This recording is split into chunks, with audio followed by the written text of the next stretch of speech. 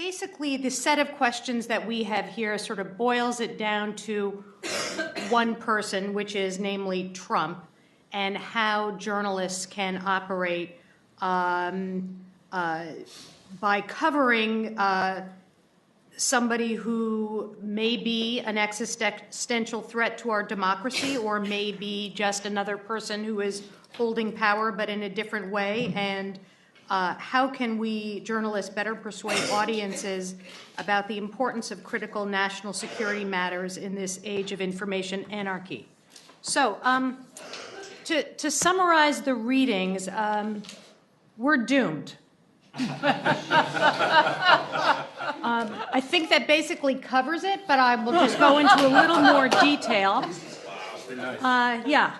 So, reading over these three pieces, we're in a sort of Mad Max, road warrior, post-apocalyptic information environment where there is no facts, no truth, no norms, and we're all just sort of wandering around trying to figure out what to do next. And I think Mark's piece really, one thing that you quoted in your piece, which sort of sums it up, is this quote from the Breitbart editor-in-chief Matthew Doyle, who said, "Journalistic integrity is dead. There is no such thing anymore, so everything is about the weaponization of information," which is somewhat chilling. The Samantha Power piece, she wrote, "Russia has keenly exploited our growing reliance on new media and the absence of real umpires." And the SI Strong piece, which the alternative facts in the PostTruth Society meeting the challenge, lays out various studies which show that more speech and accurate speech does not cure certain types of political misperceptions, and in fact may be counterproductive. So that's the sort of doomed part, where even if you bring on real information and real news, and you sort of flood the end zone with that stuff, does that even help? And if you create a sort of legislative solution to this, then we wind up like Italy under Mussolini, which we talked about, Chris had brought up from the last session. Or if we try to shut down information in the last 48 hours of an election, then we're on a slippery slope, according to David Sanger. So, the question is, are there any solutions to these problems? I will say, as a journalist, I had a sort of central despair after the election, my professional confusion, which was, if the norms are exploded and they don't exist anymore, then how does journalism even work? Because in my journalism, investigative journalism, the way it always worked was you got to the bottom of something, you exposed it, you showed the ways in which it violated the norms, and everybody said, "Oh my God," and then made changes, and your journalism was a success because it affected change. So if the norms are gone and you can't even go through that process, what do you do? Well, I would like to throw out either raise the question of or present a possible scenario for some hope. And I'm not all that hopeful a person, but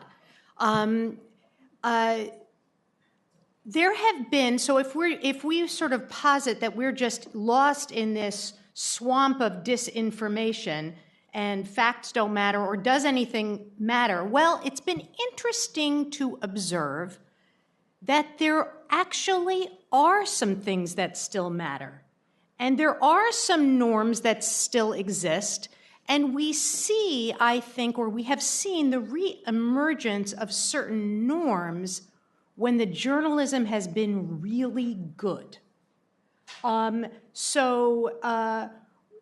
Let's take a look, for example, at the Politico reporting on the private planes.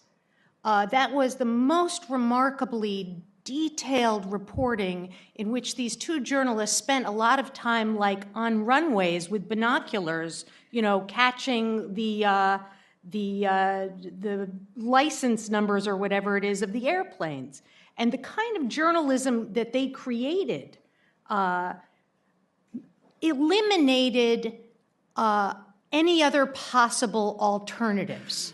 So, of course, Tom Price put up a whole bunch of explanations. Well, he couldn't have taken this flight and he couldn't have taken that flight because of so-and-so. And basically, their journalism sort of ticked through all the reasons why actually that wasn't the case. And he didn't need to take the private planes. And in fact, this was really an act of arson with taxpayer dollars. And he was forced to resign. And that was a really interesting thing to observe because it was a norm reasserting itself. And it clearly came from this incredibly detailed act of journalism. And so I would sort of posit that it is perhaps the kind of, thorough, detailed, and considered journalism that eliminates any other sort of counter-programming in the messaging that actually has helped to sort of reestablish our norms. But I want to kind of open this up to a question. It's a bit of a question for journalists in the room first, but hopefully one that everybody can participate in, which is, and I'll say it and then I'll just give one example and then I'll stop talking, which is, how can journalists avoid sort of taking the shape of or replicating the information environment that they're operating in? So, for example, it's one thing to cover the Pizzagate conspiracy.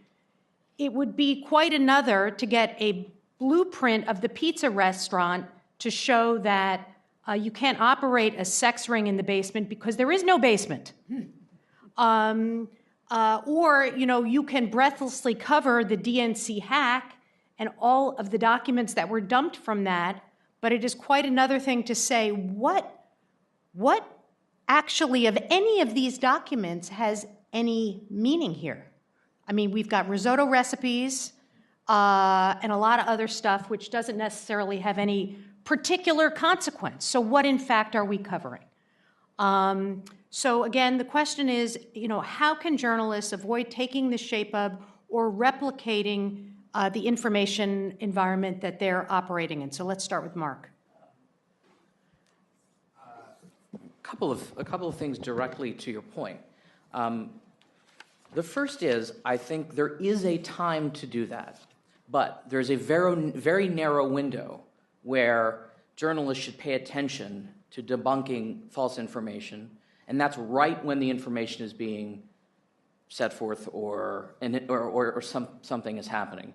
Journalists, given limited resources, limited time span, limited attention, should, when the immediate moment is over, given what we know about how people process information, given what we know about how people, even in the face of extraordinarily persuasive counter-arguments, will believe what they initially heard, should focus on doing what they do best, which is not debunking information, but on reporting, their core reporting. As you mentioned, the Politico story is a wonderful example of how some things we assumed about the Trump administration to be true, like it wouldn't be responsive to the press, are not true.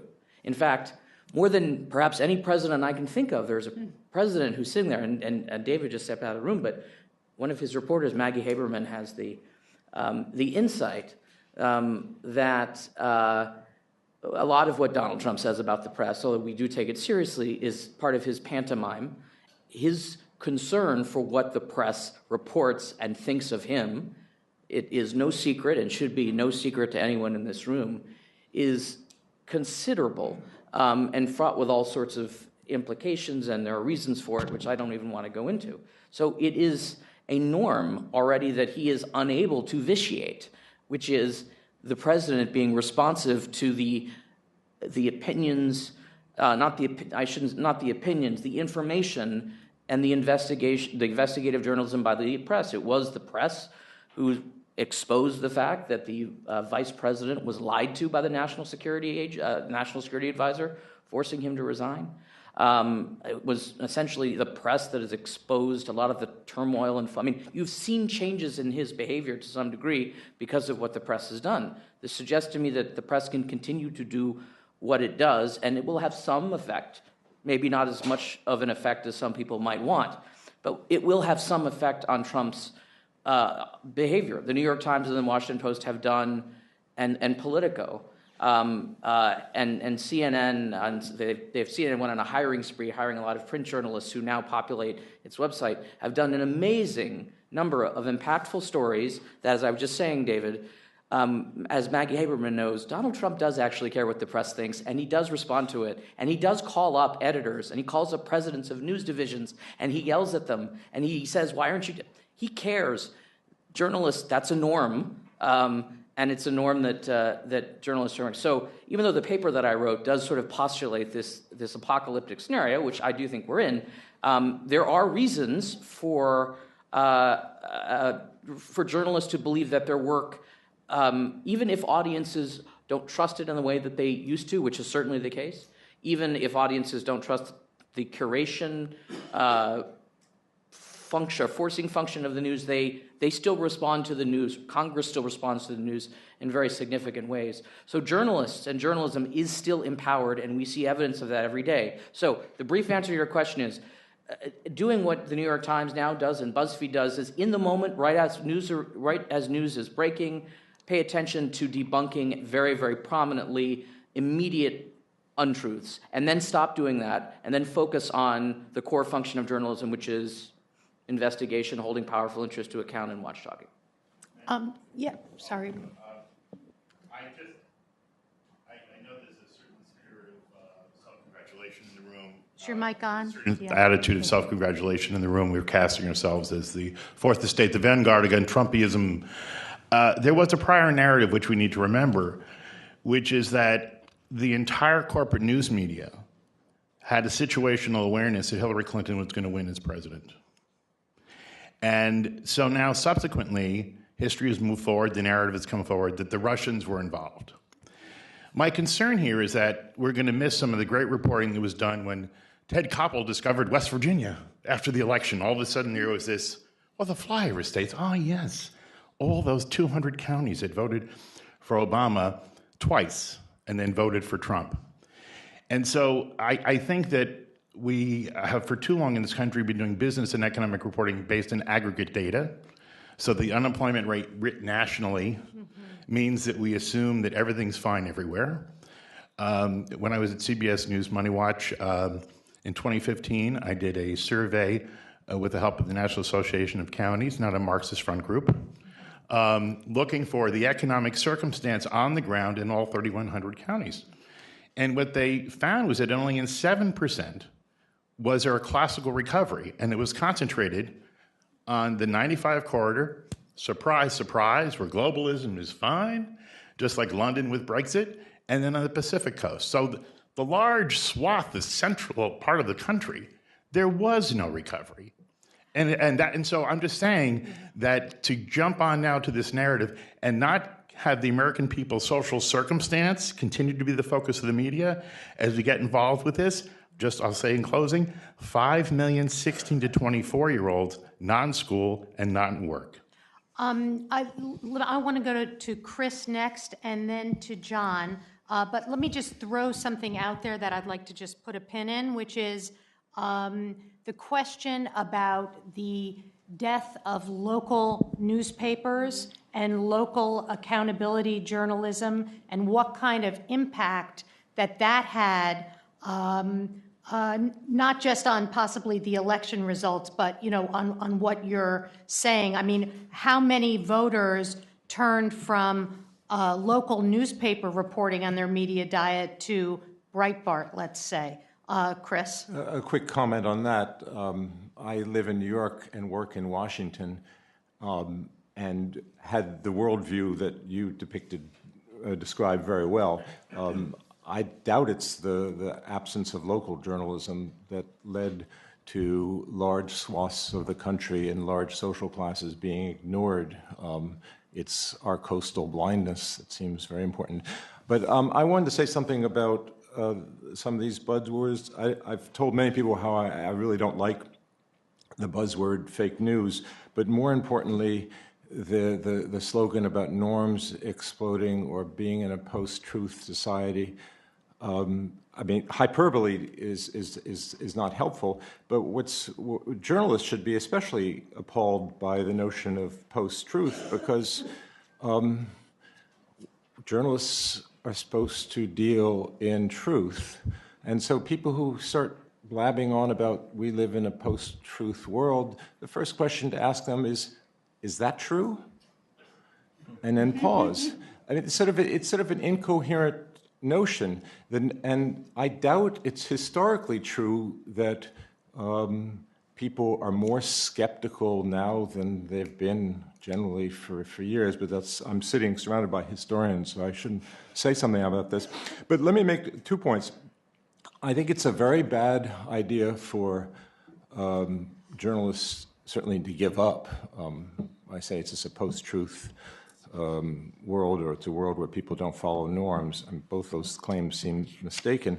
But it's bad, I think, I and many friends have gone nuts since the president was elected, because he drives people nuts. But it's very bad for journalists to go nuts, and it's very bad for journalists to become political partisans and use the front pages of their papers to push a political message. Journalists should continue doing their jobs.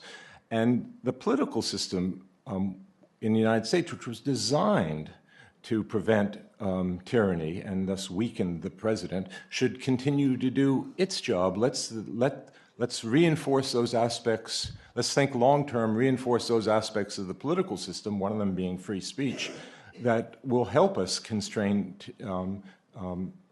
tyrants. And Trump would like to be a tyrant, but there's no way he's going to become a tyrant. The institutions and the press can prevent that. So I think less hyperbole and more traditional journalism and more traditional politics will save the day. Let's go to John and then Chris. John?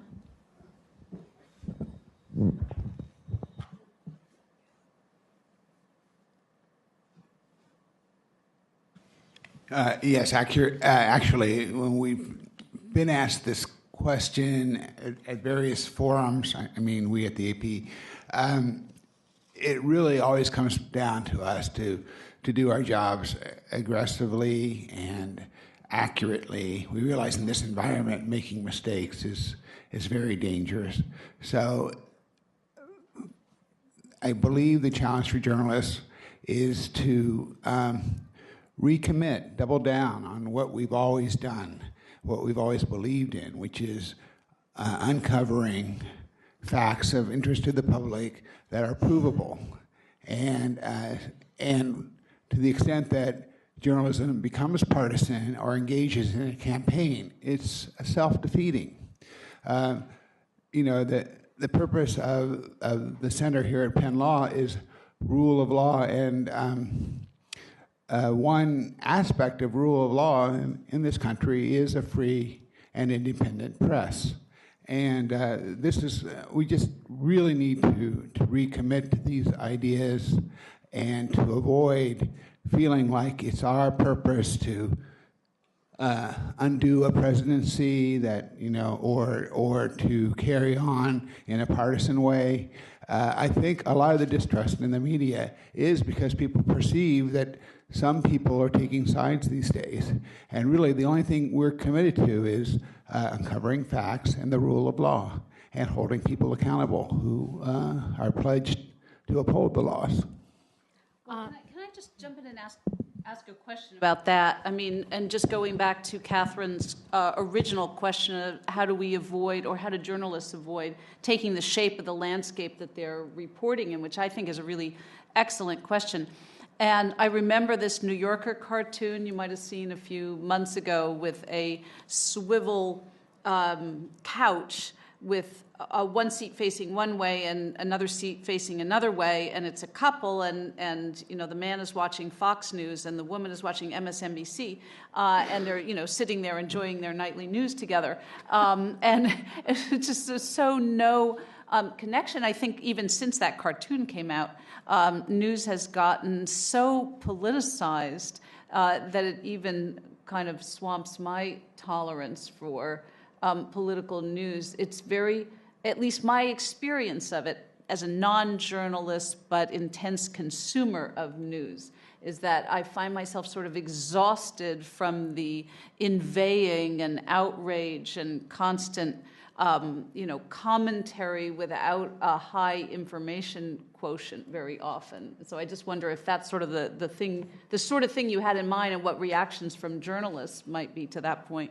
Well, let me just, I know we have a bunch of people who we're going to hear from, but let me just say, I mean, obviously there's different kind of news that we're talking about, and, talk shows, political commentary being very different from enterprise journalism, deep dive journalism, investigative journalism, or even sort of daily reporting, just to distinguish it. But let's go to...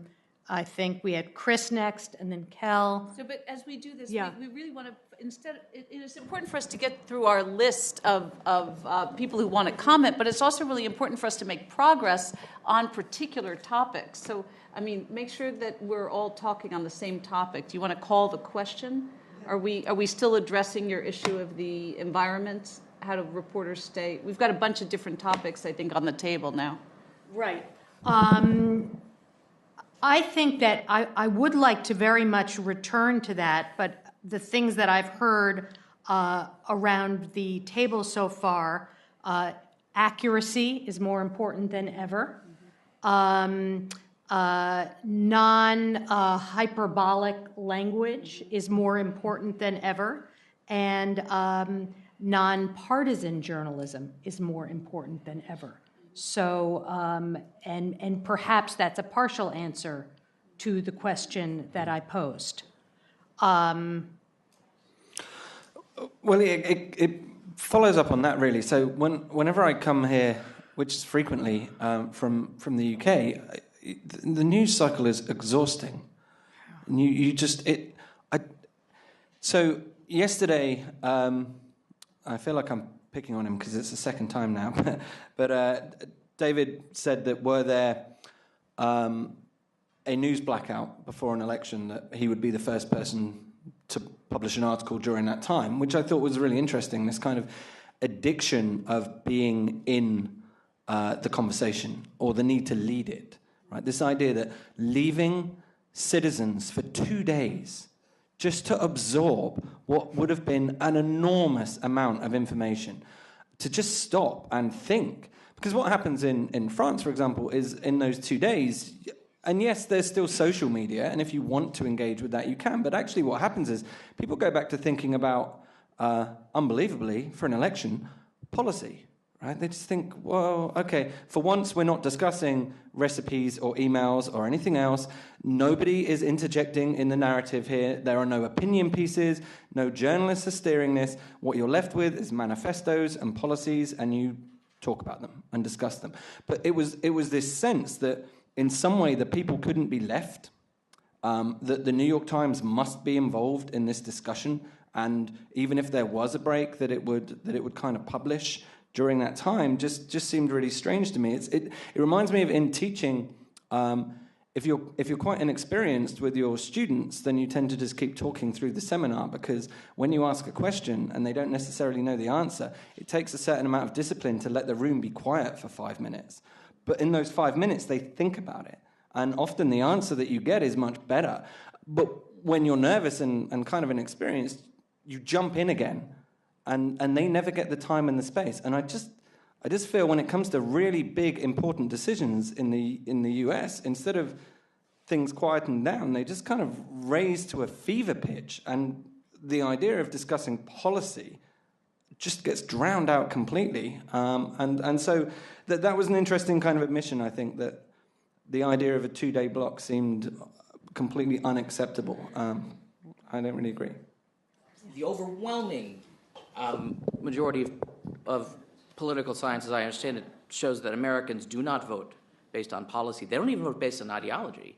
They vote based on party affiliation. They often don't vote. And a large number of them don't vote. But the Jacobson-Abramowitz studies on negative partisanship suggests that more motivating even than their party or what they want is voting in favor of someone who will hurt the other side more.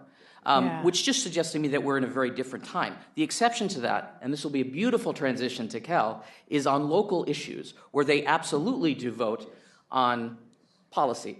So I'll shut up now. We're just going to go quickly to Andrew, and then we're going to, So basically, I think we sort of skipped over this in the last session, and I think John touched on it a little bit, is the idea, and it was brought up most recently again in what happened when Hillary Clinton sort of said, oh, the press didn't really do its job. I think that's completely wrong. And soon after the election, Jack Schaefer in Politico had this great column that said, actually, the press did its job. If you went to the middle of nowhere in Montana, if you went to the middle of nowhere in Texas, anywhere in the Midwest, and you asked them, what did Donald Trump say on an Access Hollywood tape? What did Hillary Clinton do with emails? They knew the scandals. They knew everything in their, everything probably but their shoe size, and probably even that. They had that information. What we can't do and what we shouldn't do is tell them what to do with that information. It's not our job, like John said, to tell them or say who should be president. The system we have and the system that has been created is we give them the information, they go in the voting booth. We can't make them care about other people. We can't make them care about poor people. We can't make them care about anyone else. So when we talk about sort of what can journalists do, we need to do this in the framework of, what is it that is our mission to do? And, the system is we give them the information, good, bad. It doesn't matter, if we say this person, drove a truck into, Toys R Us or something like that. If they know that and they elect them president, that's their choice. That's the system we have. It's just, so I think we need to frame that, what is the journalist's mission? And it's not to tell people in a voting booth, this is the one you vote for. Say something quickly. Is some of this you can't avoid because you're the urban elite from the East, and there's an arrogance in your business that's built into it. I'm a liberal Easterner too, and I love you and read all your stuff and respect the things you do. But the politics in the country now are tribal, and people don't like the urban elite. And part of the things, like we want to go back to the David Sanger, when I heard him yesterday, I saw such an arrogance in some of the things he was saying, going on and on about how we are the ones that figure out what the public needs to know and what the public wants to know. That may be true, but that's an arrogant thing to assume that you know what the public wants to do. He talked about how important that story was for him to uncover a sensitive CIA effort to get into the Iranian nuclear program. He decided that that was in the public interest to do that. I think if you asked the public whether they wanted to uncover a sensitive CIA program to stop the Iranian nuclear program, I guarantee you 80% of the public would say, no, we don't want to know that. But he decided that that was in the public interest, and that's fine, that's good reporting, but it is an elite, arrogant view of the world, because you're deciding what people think they need to know and telling them that. I'm reclaiming my time. Yeah. Mostly because you just stole one of my points. Oh, sorry. Yeah. Although it's a perfect sort of crystallization of what both of you said, which is it's not always the case when that local people vote on policy and national people vote on sort of whatever will hurt the other guy, when there's a complicating factor. It's a sort of observer effect. When the national media descends on a local election, a lot of the local people will say, I'm voting for whatever, get these outside meddlers out of here and get rid of them. Whatever when I say we, because I'm sort of we, in a lot of rural America, as someone who came from rural America, if you get on the front page of the New York Times, your first reaction is, yeah, I'm on the front page of the New York Times. The second thing is, they're saying what about me? They're saying what about what it is that I believe? I go to church with this guy, and they're saying that he does this and this. They're just meddling, and it becomes doing whatever will hurt the outsider, except the outsider, they're doing whatever will hurt the other. The other is they're national journalists who are now sort of descending on this because there is no local news coverage. And so it's a very awkward situation for national journalists to be in, because you want to sort of expose the people in a particular local area to things that are going on that they may not see. But then again, if an outsider tells it to them, they're more likely to believe their buddy down the street than you. That's why we need local news. So, what I hear being described, which I think is quite accurate, is a sort of, a self-reinforcing loop, which is a growing distrust of the media, partly because the media are always outsiders who come from the coasts, because we have this erosion of local reporting, which is probably growing the distrust and consolidation. So maybe that is something to explore, that we have this sort of reciprocal loop between the perception of the media by news consumers and the sort of restructuring of the media landscape that impacts it. Let's go to Sam, and then Carrie. Let's go to Sam first, then we'll go to Kevin and Carrie. Yeah. And a part of that I think is important to draw attention to, I hear a lot of people agreeing that it's important that journalists stay non-partisan or don't become partisan warriors. And in the abstract, I agree with that. If by what you mean by that is stay honest to kind of the social world as it is, if what you mean by bipartisanship is somewhere between the parties, then that's a problem. And that's a problem because part of the information environment at the moment is that the accusations that the media are too liberal, the mainstream media is too liberal, is a very conscientious, specific historical project of the right starting in the 1950s. Right? So in the 1930s, everyone agreed that the mainstream media was biased, and the overwhelming consensus was that it was overwhelmingly conservative because it was in the bed of corporate interests and big money. And then beginning in the 1950s, partly with Buckley, partly we think as a response to northern journalists beginning to cover the civil rights movement, there began an argument that actually the mainstream media was too liberal. And I think if you internalize that and try to bend over backwards to make sure that you stay somewhere between the parties, you get the problems of kind of false equivalency around scandal that produced overblowing the email question, for instance. And so that's just, maybe everyone in the room agrees with that, but I think when people say bipartisanship or post-partisanship, they can mean two different things. That's a topic that I would like to return to after we do this group. So, Kevin.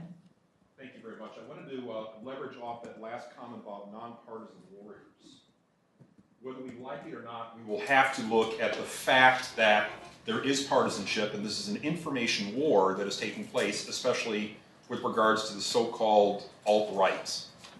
It would be no surprise that a man whose ex-wife had said he read the speeches of Adolf Hitler, or a man who has openly admired Adolf Hitler, I'm talking about Bannon and Trump, probably were inspired in some way, shape, or form by Goebbels' 19 principles of propaganda, because they channel the basic principles of persuasion for a particular political purpose. So, in the words of Sun Tzu, know the enemy and know yourself. We have to know ourselves in ways in which we can most effectively persuade with the truth. But our enemy may not do that. So I'm very conscious this is the anniversary of Kristallnacht, in addition to us coming up on the Actually, Veterans Day. Yesterday. Yesterday and today. So the 9th and the 10th were the 2 days that had taken place. But Goebbels' sixth principle was to be perceived, propaganda must evoke the interest of an audience, must be transmitted through an attention-getting communications medium. You have to appeal to your audience in the way in which it's most friendly. Fox, in particular, is very adept at doing this. They're viewed as being a folksy alternative, notwithstanding the notion of fair and balanced. But nonetheless, they will feed off of InfoWars and other sources of information, which they should and could vet, but do not. The seventh principle, credibility alone must determine whether propaganda output should be true or false. Focus on that again. Credibility alone must determine whether or not propaganda output should be true or false. So it's the impact, it's effects-based operations of information, as opposed to the validity, the morality, or whatever else. Whatever's going to sell or appeal will be the target. In summation, all of you are acting with great morality, with great insight, with great notion of history and culture, but not everyone is doing that. And not everyone that we're trying to appeal to has that sense either. In a 2012 Fairleigh Dickinson study, Fox News viewership was less well-informed than people that had no access to news whatsoever. It was at the lowest level with regards to all sources of media.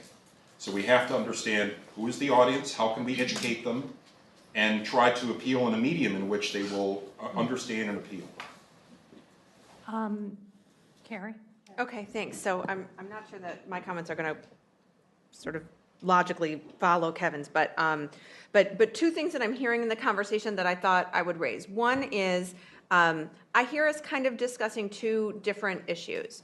One is journalism in the Trump era, and irrespective of national security, just generally sort of how journalists do their work in the Trump era. And from that perspective, I would just speak as a consumer of news, which is that I would encourage reporters and media organizations to challenge how they sort of have traditionally covered news. And I'll give you one very tangible example, which is the sort of routine coverage of the White House press briefings. You know, that's an example of like, this is the way it's always been done, but in the current environment, doesn't make sense. If a person is going to stand there and just lie every day, then is that sort of the best use of resources? And a corollary to that would be if this type of group is ever convened in the future. We've talked a lot about TV, but I don't think we have a TV person here, a TV media representative or producers. Do we have? I don't think we do.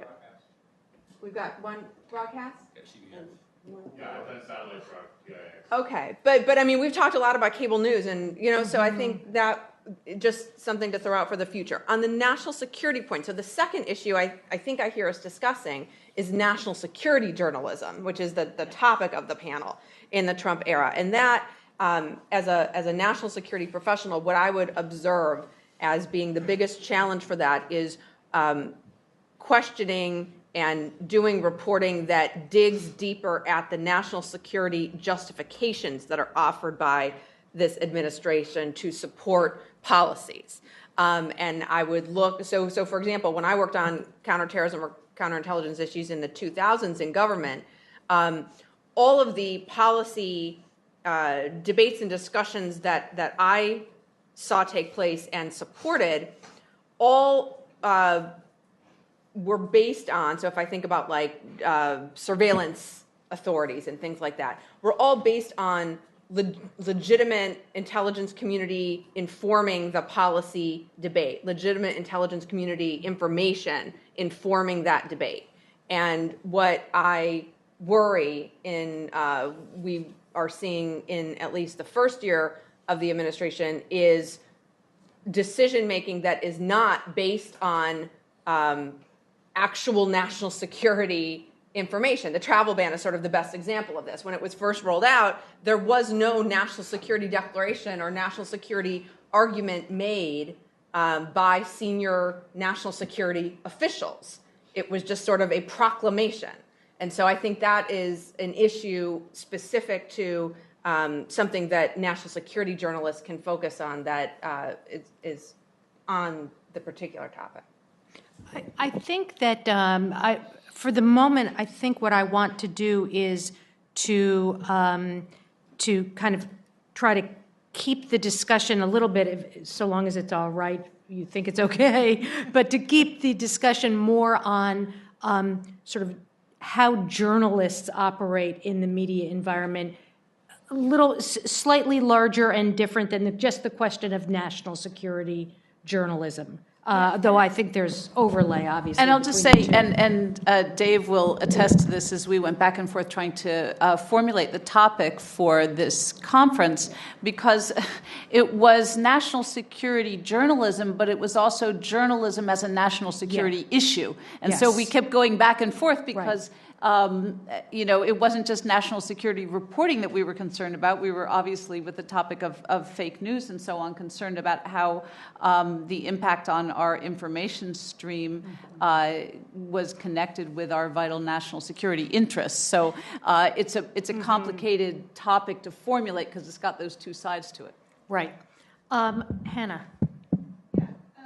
Maybe I would try to address a little bit of both. I don't know if it coheres, but speaking to the question about partisanship and nonpartisanship and what that means, just reflecting a little bit on the temptation to see nonpartisanship as an effort to focus on this imagination of the white working class male, which as a category has been actually of much interest from journalists. But to be nonpartisan doesn't mean only to think of trying to turn Trump's base, which I think is a fantasy of a New York Times journal. That is unlikely to happen.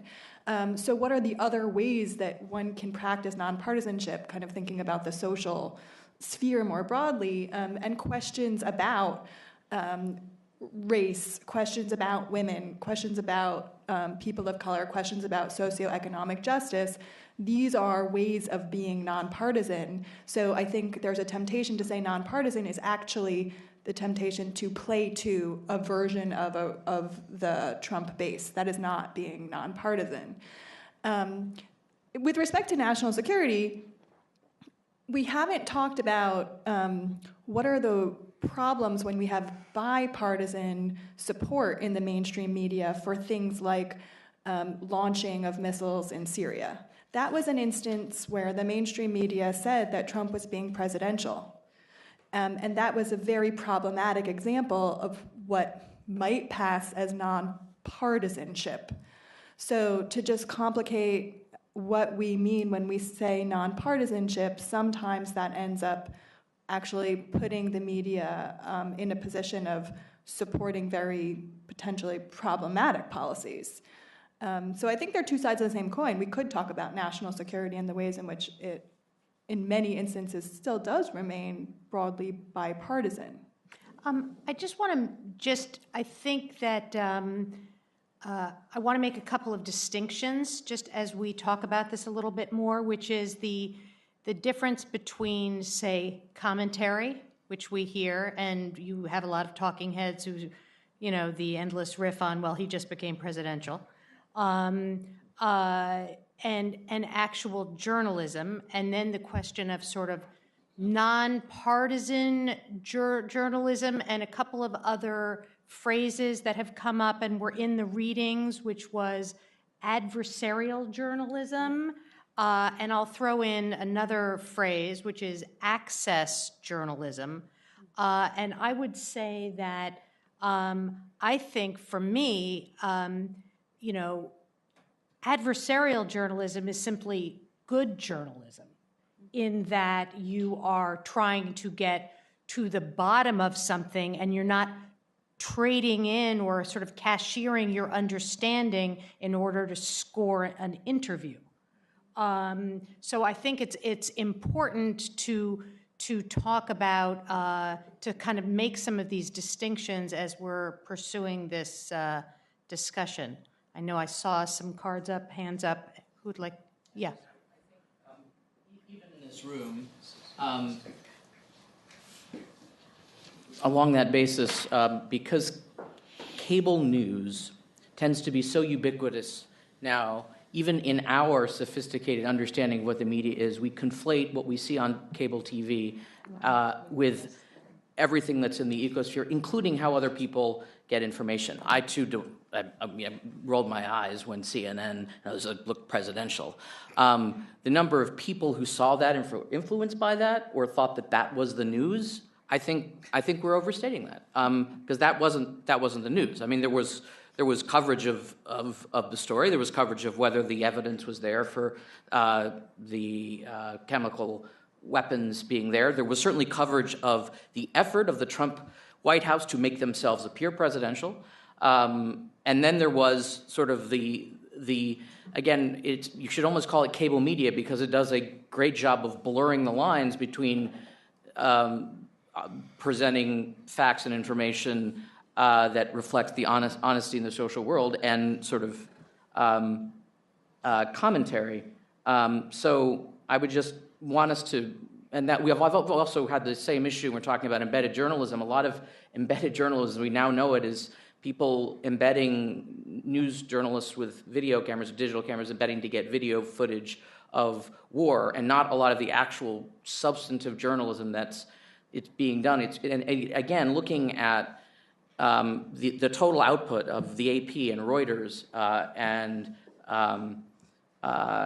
the New York Times and the Washington Post and ProPublica and a number of other, and even at times BuzzFeed and CNN since the election, the amount of aggressive adversarial journalism, I think, has increased. I do believe, even though many journalists might not admit this or might be against their interest, that they don't see Donald Trump merely as an interest to hold to account, a powerful interest. They see him as a different species. They see him as an existential threat. And I think journalistic decision rules are changing somewhat slowly in response to that. You will hear editors of the New York Times and the Washington Post deny that. They will say that we're treating Donald Trump exactly like we would treat other presidents. Bullshit. That's not true. And in their private moments, some of the people who have said on the record that they are not changing their decision rules will have admitted to me that they are. I would suggest that we're not, it's a great, the suggestion not for cable news in particular, not to cover the White House press briefing, I think would be amazingly helpful, and I think that's one direction to go to. I would also say, though, that one of the reflections, I'll just end with this, National Security Journalism, that we've seen, the torrent of national security leaks that we've seen reflect a fairly new phenomenon inside the executive branch, or at least a new manifestation of it, which is the executive branch seems to see the president as an existential threat. Parts of it do, and are trying to dislodge him using sources and leaks, which the media has responsibly reported in some cases and not responsibly reported in other cases. So I do think we're treating Donald Trump differently than we Mark, I have just treated others. I just So want to jump in and ask you a follow-up, or okay. ask everyone a follow-up to what you said, which is it just my imagination, or is there a dramatic increase in the use of commentators since the election? It's very inexpensive to produce. Oh, we know. Since Carrie especially is a frequent commentator on MSNBC and has yet to get paid for it, and I've done my share of commenting as well. We don't get paid for it. But this is my question, which is that I have the impression that since the election, there's this sort of ratcheting up of the use of commentators because they can say more outrageous things, right, than people who were supposed to be more neutral. And, we're kind of set up to say outrageous things. In fact, we get rewarded for saying outrageous things. I had this experience of a reporter that I have a relationship with who calls me up all the time when there's something, and I give her comments. And one time she wrote me and she said, have you heard the news? I'm going to want to call you and get comments. And she sent me a clipping. And I, barely looked at it, and it was actually the Reality Winner news. And I wrote her back and I said, wow, that's huge. And the next thing I knew, there was a story quoting Finkelstein says, "Wow, that's huge." And then I saw that, and I had barely read the story, right? And then because there was this, exuberant comment that I was making, suddenly I found it quoted all over the place. And the next thing I knew, I had 5 more requests for interviews, right? So it was whereas my more considered, studied, where I actually, know the stuff and I'm responding to it with some detail, never mind, no one wants to hear it. So there's this, seems to me, a ratcheting up of hyperbole done through commentators that makes those of us who serve as commentators kind of worried about what we're doing sometimes. I will go over to Sam on that, but I'm not sure that is a reflection of an increase in the use of commentators so much as it is an increase in the sort of pace of the news cycle. And I think that's maybe what you're seeing because you're scrambling to respond and you've got somebody on speed dial who will respond. But I know Susan's been waiting, and then we'll go to Sam. Yeah, I would just, to that particular point, I would say that a lot of the commentators are speaking only on the issue of Trump. So it seems like Trump all the time. I mean, I was an on-air commentator during several of the wars for several of the news outlets, for example, and it didn't seem, frankly, very different than what I'm experiencing now. But I think you're right. Sometimes I would get called by the producer, and they'd say, "Well, what's your initial reaction to this?" And if it wasn't sufficiently either soundbitey or controversial, then I would get overlooked. It did depend on what program they wanted to put me on and whether they wanted the considered opinion or not. So I was going to make sort of 2 comments. One was just a plug for a story that just came up in my newsfeed, actually from the New York Times. It was a paper published on Thursday in the journal Science that actually Kathleen Hall Jamieson just is quoted on, about that news shared on Twitter. And so basically saying that even small news outlets can move the needle. It may be problematic, but it might be something that you all are interested in looking at. But the last thing I wanted to say was picking up on Catherine, your characterization about this conference, which was, or maybe with Claire, one of you 2 women, saying national security is covered by journalism, but also journalism is a national security issue. I think, and maybe this is just both my academic role, but also my journalistic role, I think one of the great things to come out of this would be to have, maybe not the cable news conversation, but a series of public opinion pieces where you took some key questions and maybe they were paired. Maybe they were paired in the way that you just did. National security is covered by journalism, and journalism is a national security issue. Where almost you had 2 or 3 commentators who would speak on each of these, raising up points for the conversation. Because one of the things that I think is an issue is that with the news cycle the way it is, we tend to increasingly simplify questions, and there tends to be, of course, the same people speaking.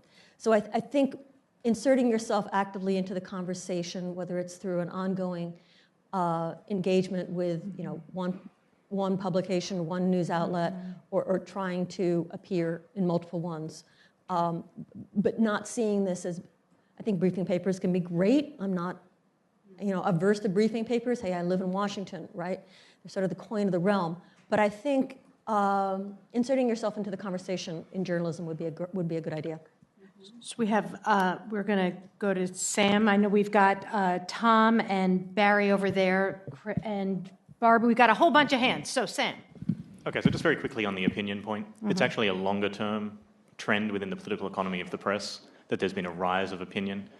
In part, it's because it's cheap in terms of declining newsroom revenues to bring in freelance op-ed people. But there's also, on a deeper level, it's actually a response to media consolidation and monopoly.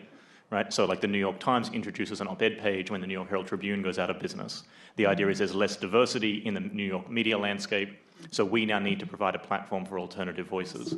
So it's what I think across the later half of the 20th century, a decline of the reporting function was partly compensated by an opening of the channels of expression. And this is why I think a distinction between avenues of information and reporting and avenues of expression is helpful in trying to work out the media landscape. So I think you're right, it's more expression, but I don't think it's a recent phenomenon of the media environment like Twitter. It's a phenomenon of like political economy in the media. Let's go to Barry.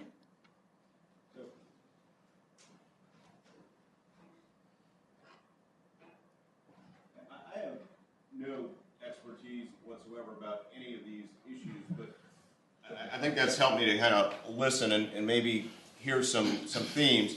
And the one thing I do have expertise in is being a white male from the working class Middle West. And when I hear, the people talking around the room, people talked about, I think it was Duncan, about why people would buy into that Obama wasn't born in this country. That's really, because he's not like us, and it's sort of, a proxy for something else. I think it's the same reason why liberal journalists frothed at the mouth over Trump and tried to attack him rather than criticize policies, because they don't get Trump. And Trump is a reflection, at least what we say to each other when we're sipping Chardonnay at our salons in Georgetown, is a reflection of this creature in the Midwest, this white male.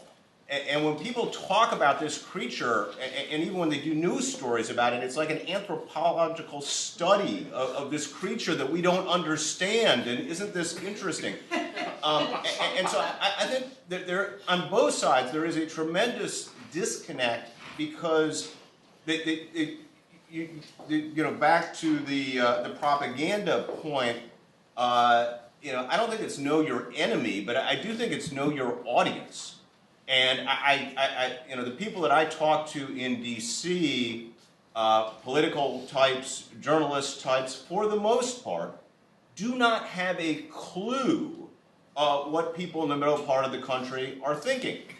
And that's why they were so shocked at what happened.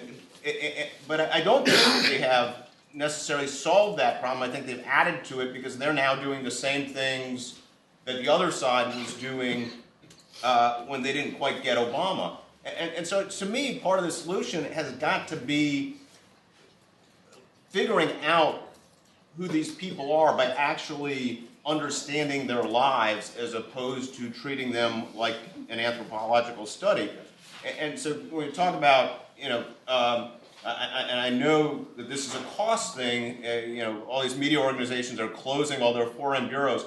How about opening up like a Peoria bureau, where you actually have, a reporter who lives in Peoria and talks to people who lives in Peoria and actually understands what they are thinking and what motivates them and what their life is like. Right. I think you would get much higher quality reporting. There is, somebody said that arrogance, that, if we could just teach these people, if they would just read our great articles, they would understand. And it seems to me that the first step is that if you are an East Coast or a West Coast reporter, you have to understand what it is you are reporting about, so that you're not just reporting about what's happening. I have to say, in defense of all the major news organizations here, they have people, and have for their entirety of their existence, although perhaps not as many as they used to, they have people who live not just in concentrated cities in the Midwest, but they have reporters who live in Texas, and there was and Peoria and Kansas. I feel like Howard Dean on his thing, and have like NPR, AP, Reuters, Washington Post, New York Times. The AP has 150 bureaus in the United States, and we're in every state capital. TV is a different TV, which again we're conflating, and I still think we think of TV as media, which it is to some extent, and it definitely drives that. But it's hard to tell the New York Times. The New York Times is paying insufficient attention to the Midwest, or the AP is. Certainly, there's been there are fewer reporters everywhere, but I don't see that. I think it may be. Maybe it's the type of reporting that they're doing. I know the AP has somebody in my hometown in Toledo, and I know that because every couple of years there's a big fire in Toledo, and I see an AP story out of Toledo. What I haven't seen, what I haven't seen is the kind of in-depth reporting, and I admit there's some hyperbole here. I don't say it doesn't happen at all, but I don't think it happens nearly enough. The kind of in-depth reporting, not where you're chasing the big news event that happens in that location. Yeah. But the broader understanding the social and economic forces, and then merging that with whatever you're reporting on. If you're reporting on a national security issue, if you're reporting on an economics issue. Look, I don't think that anybody that was living in Toledo, Ohio was stunned that Donald Trump won. And so why is it that every reporter in Washington, D.C. was? Let me just say that just to sort of summarize, we started by talking about how journalists could navigate in this new landscape, and I think we're talking about trends in journalism that threaten the information stream, and that in turn has a threat to our national security, is sort of the direction that we have been going in. But I want to let Tom speak. I mean, this idea, the reality that the press is used for partisan purposes, it's often weaponized to go after people. I mean, just go back and read the accounts of what Thomas Jefferson endured. It's extraordinary, the ad hominem that was in the print. I mean, it's just extraordinary. And yet, he understood the critical role of the press. And it's my experience, and being more than a passing student of history and politics and national security, having lived it directly, and then things got very public for me, I thought the press, right, is supposed to keep a very careful, watchful eye on those in power, no matter who's in power. It doesn't matter whether it's Trump or somebody else. Presidents do come and go. And also protect our freedoms. And so if there's any security at all here, it's freedom of the press. I mean, if that's really the basis for sort of the American experience and what we've all been, ethics and rule of law, how do you ensure that? How does that endure? I just want to make sure we don't lose the fundamental. It was extraordinary for me. First time, the National Constitution Center. I took the oath 4 times, support and defend it. I've never been there. It was a moment for me, just looking around, right? It's like, wow, there's actually a place which sort of enshrines this, this is the longest, sustaining constitution, living constitution in the world. It actually does mean something, okay? A lot of people have sacrificed. A lot of people have given up, their lives. A lot of people have suffered egregiously in the defense of that Constitution. And I recognize it has a lot of flaws and a lot of foibles, and a lot of things got kicked down the road even in 1787. But, here we are. So I just want to make sure that we don't forget our underpinnings. Yes. Wonderful comment. We have time just for 2 very, very quick comments, and then I'm going to turn it over to Claire. So, Andrew. So I think when we were talking about what journalism can do under Trump, I think it's really important. And especially from the ethics guy, I hate when I see journalists sort of treat press freedom issues as, oh, I got to be impartial about this. No, you don't. You're supposed to be an advocate for press freedom. You're our little soldier across the country that you need to speak up and say, there's a meeting going on, I'm supposed to be here. And, SPJ, we grappled with how do you actually counter Trump. So SPJ is actually 501c6. So really brief, Andrew. I'm going to cut you off because I only have 14 minutes to do what I need to do. Basically, we could take political positions. So we do we get behind the shield law and things like that. And what we've realized is that, listen, he is different. You have to be more strategic in how you sort of respond to the presidency, but we need to keep our underlying mission the same, which is sort of what John said. And it's just being, he's going after anonymous sources, clamp down a little bit on anonymous sources. They're going after certain, areas of journalism, be more strategic in that. And I think that is sort of the way the journalism industry at least is moving. Fred Kell. Okay, really quickly, quick. All right. Now Well, we have 13 minutes. So my comments kind of bring this full circle back to the very beginning, and Carrie's not here, unfortunately, because I was going to sort of name drop what she was talking about. National security journalism as an issue of national security and everything we've been talking about. National security is such a weird area of the law where a lot of stuff is actually illegal, that you think, oh no, there's no way that could be legal. And the Snowden revelations were just a perfect example of that. The news does not help. Journalists do not help if they run a story about this illegal thing that the government's doing, if it's actually legal. Because then that gets picked up and it gets propagated, and it's sort of unintentional fake news. Yeah. And so sort of we have lawyers and we have journalists here, and the moral of this entire thing should be, journalists, talk to your lawyers before you run the story about national security, because you may find out that, oh, this is something that's really bad politically or really unethical, but it's not illegal. And as long as you say it's illegal, you're furthering the divide. Cal, that is a great note to segue into the discussion that I want to have, because that was certainly our hope in launching this project, is that we would start more of a conversation between journalists and lawyers, as well as national security experts.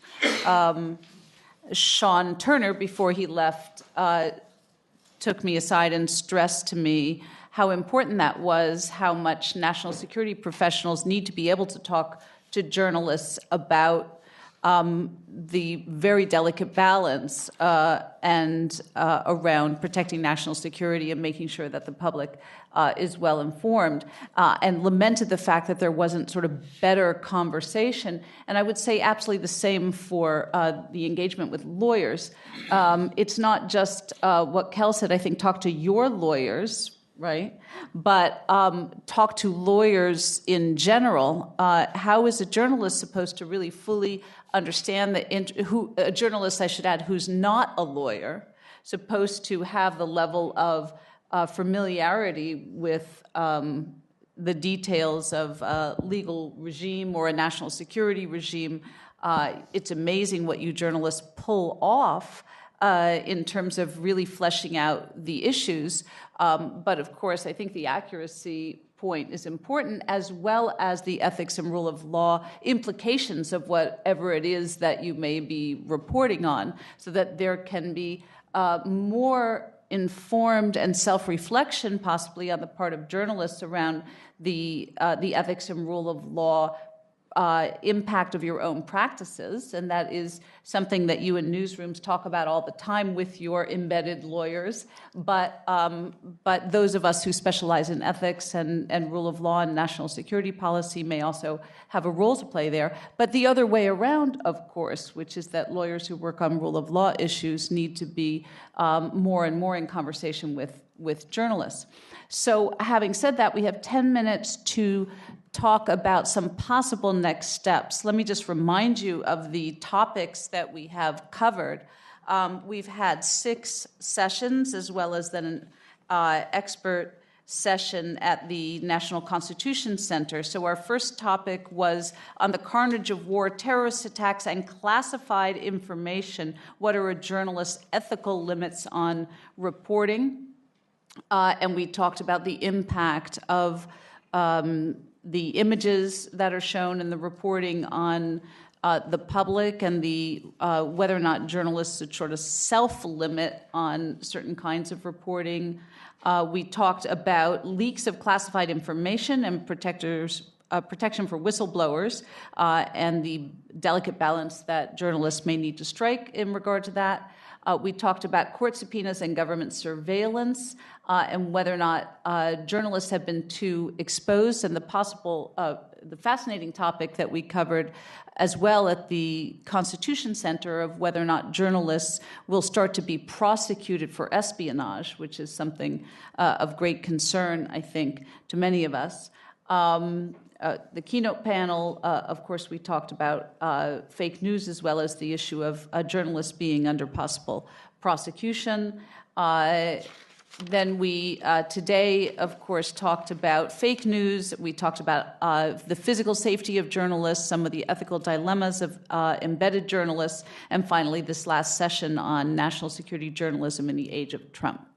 So one possibility that we had in mind was from these 6 sessions, could we have some kind of output and possibly on other topics that we've left out here, and whether or not any members of the group would like to take the lead in trying to corral some of that output.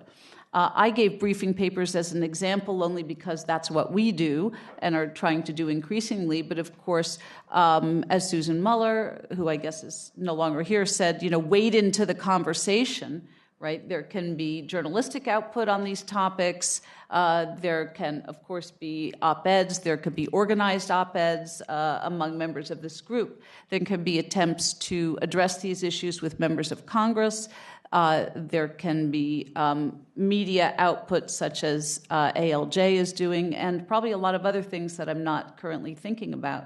So the floor is open in 7 minutes, and of course we can follow up hereafter, and I hope that we will. I'm not keeping a queue. A free-for-all, please. No speeches. Just throw out your ideas, and I'm taking notes. Here's an idea. Let's not say in the age of Trump, because these are issues that predated Trump and will still be around after Trump and aren't only caused by Trump. Agreed.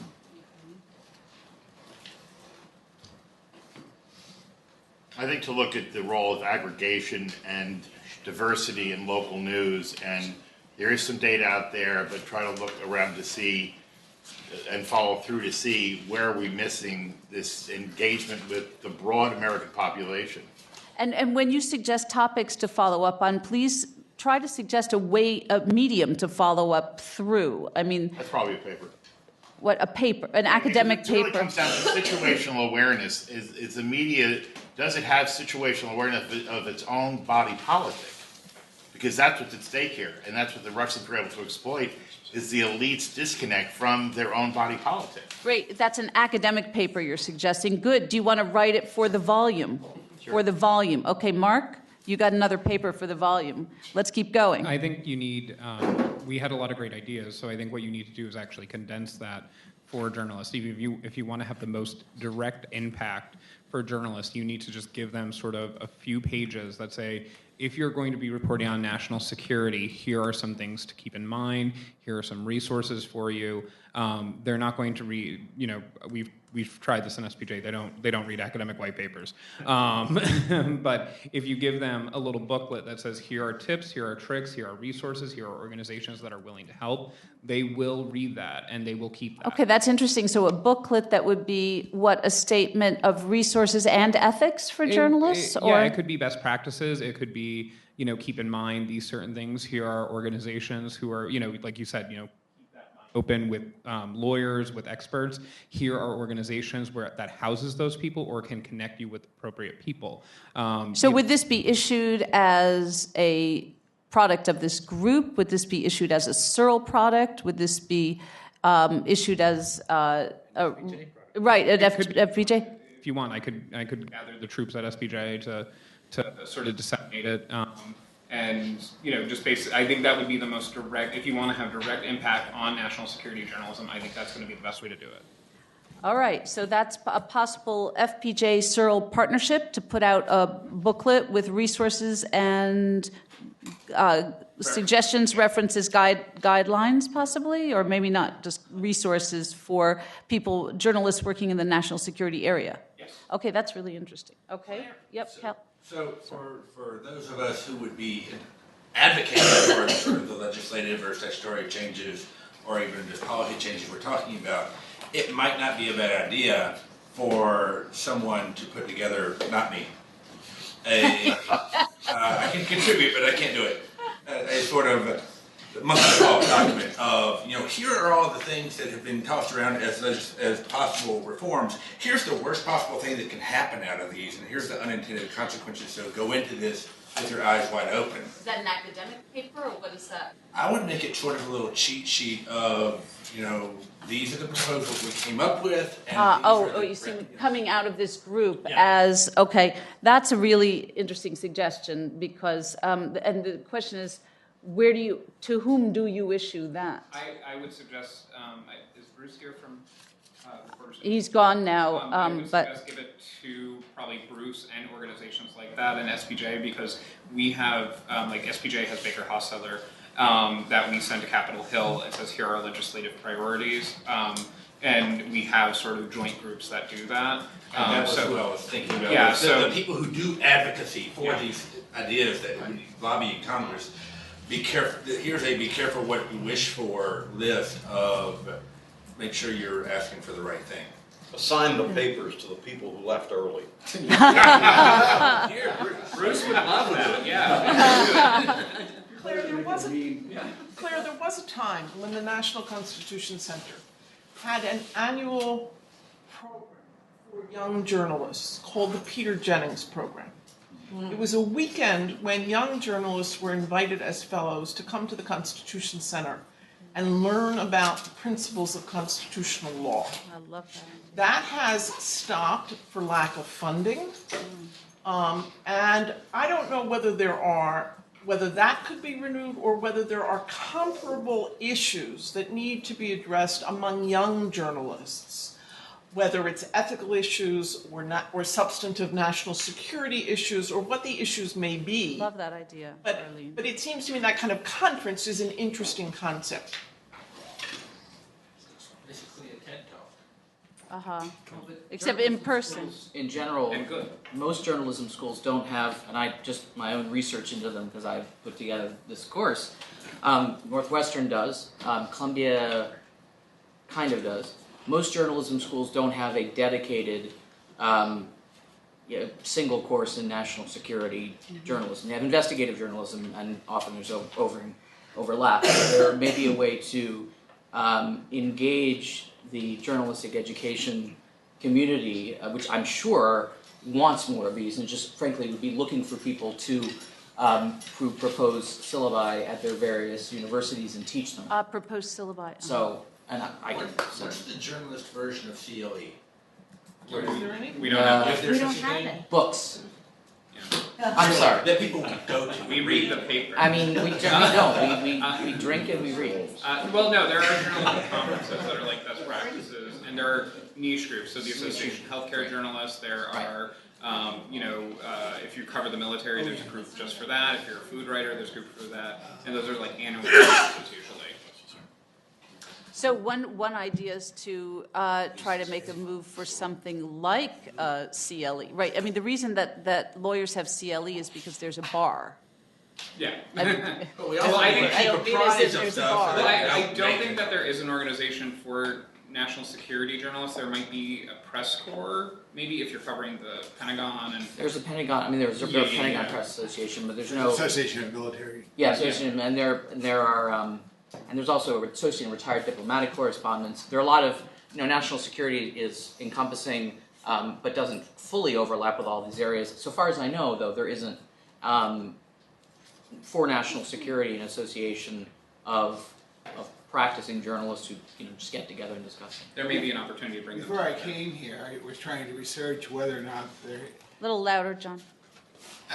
Before I came here, I was trying to research whether there is existing a code of professional ethics regarding national security reporting, and I couldn't find one. So that might be, I think coming out of this conference, we could talk about some possible best practices or standards relating specifically to national security reporting. Why don't you do a first draft? Yeah, I was thinking about that. Would you? Yeah, yeah. Oh, that'd be great. Okay, Sam.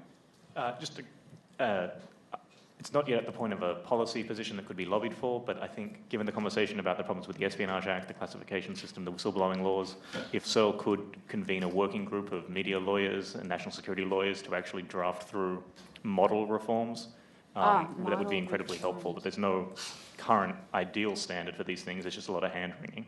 So a conversation... That's a great idea. And what form would the model drafts or model reforms take? Do you mean legislative action, or do you mean... Yeah, okay. Model reforms... It's being discussed in a real It is? Yeah. Yes, I think so. I don't know if it's going to make it better. No, but it's being discussed. So I just want to remind you that there is... we have our group... just one more. We have our group alias, which is the mailing list that at least most of you were on. If you were not receiving regular emails from us, please send us an email. Send it to searle@law.upenn.edu, because we want to continue to use that alias unless you instruct us to take you off the mailing list, so that we can throw some of these ideas out there and send them around to you for your comment, views, engagement, and so on. I want to turn it over briefly to Mark, if you want to say a few words about the volume, or... I was going to... there may well be, as you are taking the train back to Washington, or driving back to Washington, or strolling lovely 25-degree weather here in Philadelphia, you might have a flash of insight about something that might present itself as an idea for a paper for the volume, even if it's just an idea and you want to see if it might be worth it. Please let me know. Since I am a journalist and not an academic, my view of what belongs in a volume, at least until I get further guidance, is fairly ecumenical. So I'm open to lots of ideas, and I would just encourage people, even if the idea isn't fully formed, most of my ideas are not and never will be. Please let me know, and I want to work with you to perhaps get something there. And so anytime in the next few weeks, if you get a flash of insight, please contact me, and be more than happy to be a sounding board. I think we also talked about you're possibly wanting a co-author, a co-editor on the volume. I have some ideas about that, but I think you and I should talk off. Okay, all right, okay. So it's just throwing that out there.